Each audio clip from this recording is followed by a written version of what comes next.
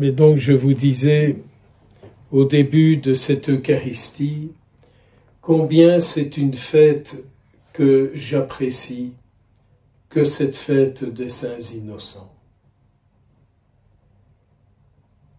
Parce que c'est des petits qui ont souffert et ils n'ont rien fait de mal, mais rien, mais rien, mais rien. Si ce n'est d'être nés dans la période de la naissance du Christ et que tous ces petits sont victimes du mauvais esprit d'Hérode. Hérode, cet homme qui avait vraiment peur de perdre son pouvoir. Alors je pense à tous les saints innocents d'aujourd'hui. Et pour moi, cette fête des saints innocents, c'est une fête où nous sommes invités à prier pour tous les enfants qui n'ont pas eu droit à vivre dans ce monde. Et Dieu sait s'ils sont nombreux, tous ces petits qui n'ont pas eu droit à vivre dans ce monde, dont le fait d'exister dans le ventre d'une femme, ils sont devenus dérangeants. Il faut les faire partir parce qu'ils sont devenus dérangeants. Saint Joseph, quand il a appris qui la Sainte Vierge portait en elle, il s'est tourné vers Dieu. Si aujourd'hui, vous et moi, nous pouvions nous enfoncer dans la prière et demander au Seigneur qu'il fasse la grâce à tous ces hommes, à toutes ces femmes, pour qu'ils comprennent qui est cet enfant dont ils ne veulent pas qu'il vive. Il ne faut pas condamner les gens, il ne faut pas les juger, mais il faut demander au Seigneur qu'il puisse mystérieusement le faire comprendre quel est cet enfant qu'il leur confie, même s'il est le résultat d'une relation qui est ce qu'elle est. Comme nous devons prier pour apprendre à toujours nous tourner vers le Seigneur en toutes les circonstances de nos vies.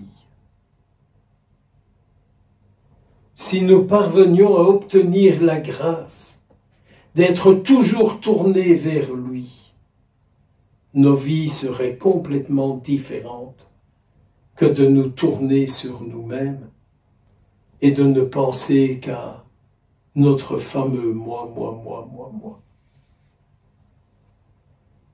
La vie religieuse, la vie chrétienne, est une vie où l'on se tourne vers le Christ et où on lui dit « mais ma vie c'est toi ». Que je sois religieux, que je sois père, mère de famille, que je sois célibataire, peu importe ma fonction et ma mission, toute ma vie, c'est toi, Seigneur. J'en reviens à ces petits qui sont devant la face de Dieu et qui intercèdent pour nous. Vous le savez comme moi, ceux qui sont devant la face de Dieu et qui sont en pleine communion avec lui ont pour mission d'intercéder pour la terre. Donc, pour tous ceux, toutes celles qui se tournent vers lui, eux, et qui attendent le résultat de leur prière pour nous. Oui, oui, oui et oui. J'attends aujourd'hui les résultats de leur prière à ces petits pour moi. J'attends, j'espère, le résultat de la prière de ces petits pour vous ici. j'espère et j'implore les grâces de leur prière, de leur mérite, pour ce monde dans lequel vous et moi aujourd'hui nous vivons. Quand allons-nous apprendre à toujours nous tourner vers le ciel en toutes circonstances? Quand allons-nous redécouvrir que toute vie qui prend naissance est une vie voulue, désirée par Dieu, et que cette vie qui prend naissance et qui est désirée par Dieu, Dieu désire bénir cette vie. Une vie bénie par Dieu porte les fruits de Dieu dans le monde. Oui. Que le Seigneur vous bénisse. Que ces bénédictions descendent en surabondance sur vous toutes et sur tous ceux et celles qui écouteront l'homélie, qui la regarderont, afin que leur vie devienne de plus en plus la bénédiction de Dieu dans le monde. Avons-nous d'autres souhaits que cela? Que nos vies soient la bénédiction de Dieu dans le monde. Ce genre de vocation, elle manque aujourd'hui. Que le Seigneur nous en accorde en surabondance. Que beaucoup d'hommes, que beaucoup de femmes lui disent « Seigneur, bénis ma vie pour toi, que ma vie soit là où je suis. » La preuve de tes bénédictions et du désir que c'est toi qui m'as créé et que c'est toi qui m'as voulu et qui me veut aujourd'hui en vie. Petit détour par Thérèse de Lisieux.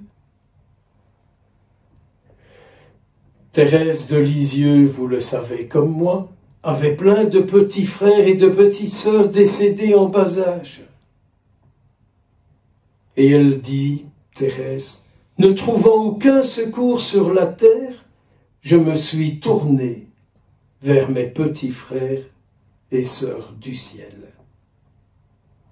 Et Thérèse a obtenu l'autorisation de rentrer au Carmel, j'espère être juste dans ce que je dis, le 28 décembre, en la fête des Saints Innocents. Ces petits sont d'une sainteté inimaginable. J'espère que, comme moi, vous aimez la sainteté. J'espère que, comme moi, vous êtes en recherche du résultat de ce qu'est une vie saine et sainte. Que le Seigneur vous accorde cette vie et priez pour qu'il me l'accorde également et pour l'Église entière. Amen.